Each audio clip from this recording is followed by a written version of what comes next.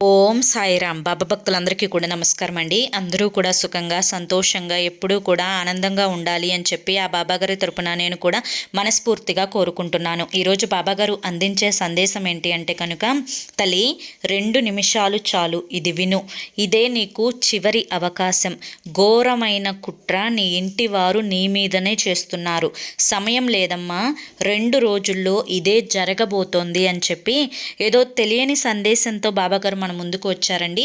అది వినే ముందు చాలామంది కూడా చెప్పుకోలేనటువంటి సమస్యలతోటి సతమతమైపోతూ వాటిని ఎలా తీర్చుకోవాలో తెలియక ఇబ్బంది పడిపోతూ ఉంటున్నారు. అటువంటి వారి కోసం శ్రీ షిరిడి సాయిబాబా ఆశీస్సులతో జ్యోతిష్యం చెప్పబడును గురూజీ శివరామరాజు గారు. Phone number 9959425552. మీరు ఇప్పటి వరకు ఎన్నో చోట్ల జ్యోతిష్యం చెప్పించుకొని విసిగిపోయారా? ఒక్కసారి ఈ నెంబర్కి కాంటాక్ట్ అవ్వండి. ప్రేమ, పెళ్లి, ఉద్యోగం, రాజకీయం, సంతానం లేక ఇబ్బంది పడుతున్న, భార్యాభర్తల మధ్య గొడవలున్నా, అప్పుల సమస్యలున్నా, శత్రువుల సమస్యలున్నా అవేంటో గురువుగారికి వివరించి చెప్పినట్లయితే వాటికి తగిన పూజలు చేసి గురువుగారు మీకు రోజులలోనే పరిష్కారాన్ని చూపిస్తారు. అంతేకాకుండా భార్యాభర్తల మధ్య వశీకరణ, స్త్రీ మరియు పురుషుల మధ్య వశీకరణ 100% జరపబడును. ఎటువంటి సంతాన సమస్యలకైనా కానీ గురువుగారి దగ్గర చక్కటి పరిష్కారం దొరుకుతుంది. మాకున్నటువంటి ఎన్నో రకాలైన సమస్యలను గురువుగారు రోజులలోనే పరిష్కరించారండి. మాకే ఆశ్చర్యంగా అనిపించింది.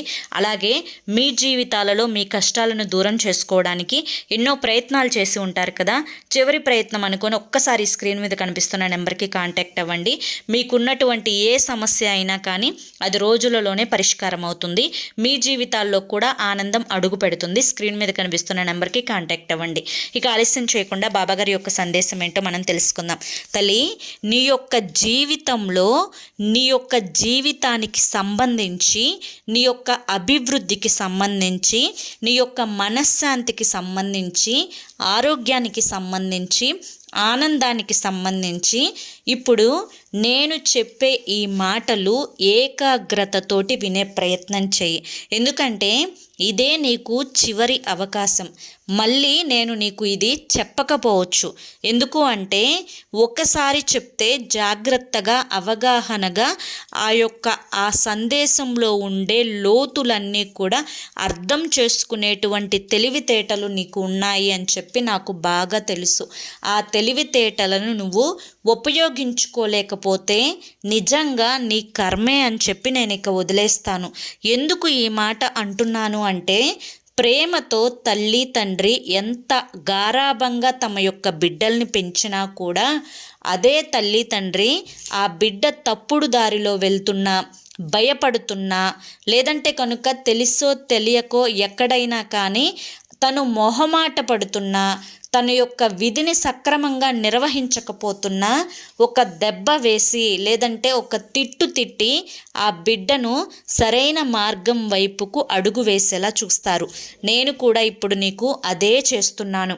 ఈ రోజున నా బిడ్డ ఈ యొక్క సరైన మార్గం వైపుకు అడుగు వేయడం కోసం ఎటువంటి ఆలోచనలు చేయాలి అని చెప్పి ఒక తండ్రి స్థానంలో ఉండి నీకు నేను నెమ్మదిగా చెప్పే ప్రయత్నం చేస్తాను.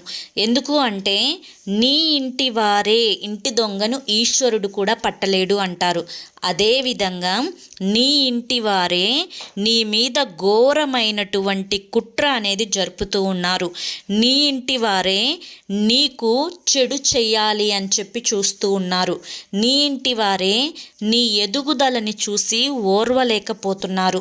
నీ ఇంటి వారే నీ మీద పగపట్టి నలుగురిలో నిన్ను అలుసుగా చేసి నీ యొక్క ఎదుగుదలని తొక్కేసి నిన్ను అగౌరవపరిచి ఎక్కడా కూడా తల ఎత్తుకునే పరిస్థితి నీకు రాకూడదు అని చెప్పి అనేక రకాలైనటువంటి విశ్వ ప్రయత్నాలు చేస్తూ ఉన్నారు.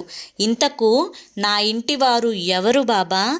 ఎవరికి నా మీద ఇంత కక్ష ఉంది అని చెప్పి నువ్వు నన్ను ప్రశ్నించవచ్చు. అయితే ఇక్కడ నేను ఇందాక చెప్పినట్లుగా ఇంటి దొంగను ఈశ్వరుడు కూడా పట్టలేరు కదా తల్లి. కాబట్టి నీకు నీ ఇంటి పేరు కలిగిన వ్యక్తులలో ఎవరైతే నీ యొక్క రక్త సంబంధం కాకుండా ఉన్నవారు ఉన్నారో వారు నువ్వు ఒక్కొక్క అడుగు కూడా ఎదుగుతూ ఉంటే అస్సలు చూడలేనటువంటి స్థితిలో ఉన్నారు. అలాగే నీకున్నటువంటి మంచి పేరును, నీకున్నటువంటి గౌరవ మర్యాదలను మంట కలపాలి అని చెప్పి చూస్తూ ఉన్నారు. నువ్వు వేసే ప్రతి అడుగును కూడా ముందుగానే గుర్తించి నీ మీద ఎప్పటికప్పుడు కూడా నీరు చల్లే ప్రయత్నం చేస్తూ ఉన్నారు. అలాగే వారు దేవునికి దండం పెట్టుకున్న ప్రతిసారి కూడా నీ యొక్క పతనం కోసం కోరుకుంటూ దండం పెడుతున్నారు. ఇది ఏది ఏమైనప్పటికీ కూడాను వారెవరో నీ మనస్సాక్షికి బాగా తెలుసు. ఎందుకంటే నీకు ఊహ తెలిసిన దగ్గర నుంచి కాకుండా నీకు పెళ్ళైన తరువాతి నుంచి కూడా ఈ వ్యక్తులు నీ జీవితంలోకి అడుగుపెట్టారు. బాబా, మంచివారికి ఎప్పుడూ మంచి జరుగుతుంది కదా, చెడ్డవారిని మీరు చూసుకుంటారు కదా, మీరుండగా నాకు ఇక భయం ఎందుకు బాబా అని చెప్పి నువ్వు నన్ను అనుకోవచ్చు. అయితే ఆ మాట వాస్తవమే, కానీ నీ జాగ్రత్తలో నువ్వు ఉండకపోతే మాత్రం ఖచ్చితంగా పొరపాటు నీదే అవుతుంది. ఎందుకు ఇలా చెప్తున్నాను అంటే కనుక, బిడ్డ ఎప్పుడైనా కానీ ఒక నిప్పు అనేది పట్టుకున్నప్పుడు ఆ నిప్పు చిన్నవారు పట్టుకున్నా పెద్దవారు పట్టుకున్నా అయ్యో చిన్నవాడు కదా వాడి చేతులు కాల్చకూడదు అని చెప్పి నిప్పు అనుకోదు. చిన్నవాడు పట్టుకున్నా కాలుస్తుంది, పెద్దవాళ్ళు పట్టుకున్నా కూడా చేతులు కాలిపోతాయి.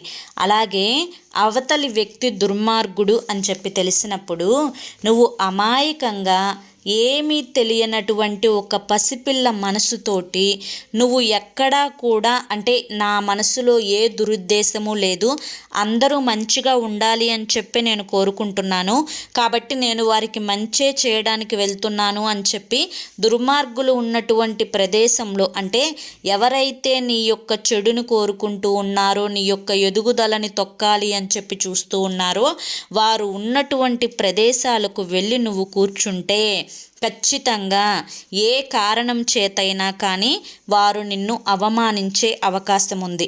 కాబట్టి వారికి నువ్వు ఆ అవకాశాన్ని ఇవ్వొద్దు. అలాగే గౌరవం అనేది ఇచ్చిపుచ్చుకోవాలి. అవతలి వారికి నువ్వు ఎంత గౌరవం ఇస్తున్నా కూడా వారు నిన్ను అగౌరవపరిచే విధంగా మాట్లాడుతూ ఉంటే నువ్వు కూడా ఆ విధమైనటువంటి మాట తీరుతోటే వారితోటి ప్రవర్తించాలి. ఇది మాత్రం నువ్వు మర్చిపోవద్దు. అలాగే ఎక్కడైతే నిన్ను తొక్కాలి అని చెప్పి చూస్తున్నారో ఆ తొక్కే స్థానం ఎక్కడైతే బలంగా ఉందో ఆ యొక్క స్థానాన్ని గుర్తించి ఆ విధమైనటువంటి తొక్కే ఆ మనిషిని తిరిగి తొక్కగలిగే అంత తెలివిని నువ్వు ఖచ్చితంగా వారి మీద చూపించగలగాలి.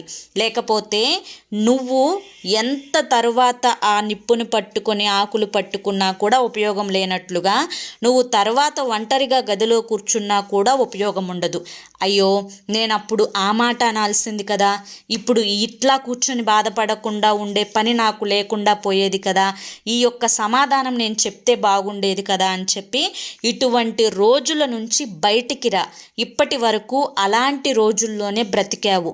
ఇప్పటి నుంచైనా కానీ మాటకి మాట సమాధానం చెప్తూ ఏదైతే మనసు లోతుల్లో దాచుకున్నావో దాన్ని ఖచ్చితంగా వారి ముందు వాడే ప్రయత్నం చేయి. అప్పుడే నువ్వు పరువుగా ఉండగలుగుతావు. ఈ వ్యక్తిని లేదంటే ఈ అమ్మాయిని లేదంటే ఈ అబ్బాయిని కదిలించాలి అంటే అవతలి వారి యొక్క వెన్నులో వణుకు పుట్టే విధంగా నీ యొక్క ప్రవర్తన అనేది మారాలి. బిడ్డ, ఇలా చేసుకోకుండా కనుక నువ్వు నిర్లక్ష్యం చేస్తే నీ జీవితంలో మరొక 2 రోజుల్లో వారి ద్వారా ఒక అవమానం జరగబోతోంది, ఒక నింద పడబోతోంది. కాబట్టి తప్పించుకుంటావో తెలివిగా నువ్వు ఆ యొక్క అవమానాన్ని, ఆ ఘోరమైన కుట్రను తిరిగి తిప్పి వాళ్ళకే కొడతావో ఏదైనా కూడా నీ తెలివితేటల మీదనే ఆధారపడి ఉంది. నేను నిన్ను ముందుగానే హెచ్చరిస్తున్నాను, జాగ్రత్త అని చెప్పి ఈరోజు బాబాగారు మనకి చాలా చక్కటి సందేశాన్ని అందించారండి. మరి ఈ సందేశంలో మనం అర్థం చేసుకోవాలే కానీ చాలా ఆంతర్యం ఉంది. ఆ వ్యక్తులు ఎవరో కూడా మనకి బాగా తెలుసు. కాబట్టి బాబాగారు ఇచ్చిన ఈ సందేశం మీ అందరికీ నచ్చింది అనిపిస్తే లైక్ ఇవ్వండి, హైప్ ఇవ్వండి. కింద కామెంట్ సెక్షన్లో ఓం సాయిరామ్ అని చెప్పి టైప్ చేయండి. మొదటిసారి సాయి పిలుపు ఛానల్లోకి వస్తే సబ్స్క్రైబ్ చేసుకొని సపోర్ట్ చేయండి. మరి రేపటి వీడియోలో మళ్ళీ కలుసుకుందాం. అంతవరకు కూడా బాబాగారి యొక్క ఆశీస్సులు మీ మీద, మీ కుటుంబ సభ్యుల మీద ఎల్లకాలం ఉండాలి అని చెప్పి మనస్ఫూర్తిగా కోరుకుంటూ సర్వేజన సుఖినో భవంతు. ఇక మీరు ఎటువంటి సమస్యలతోటి బాధపడుతున్నా ఖచ్చితంగా స్క్రీన్ మీద కనిపిస్తున్న నెంబర్కి కాంటాక్ట్ అవ్వండి. గురువు గారికి 50 సంవత్సరముల అనుభవం ఉందండి.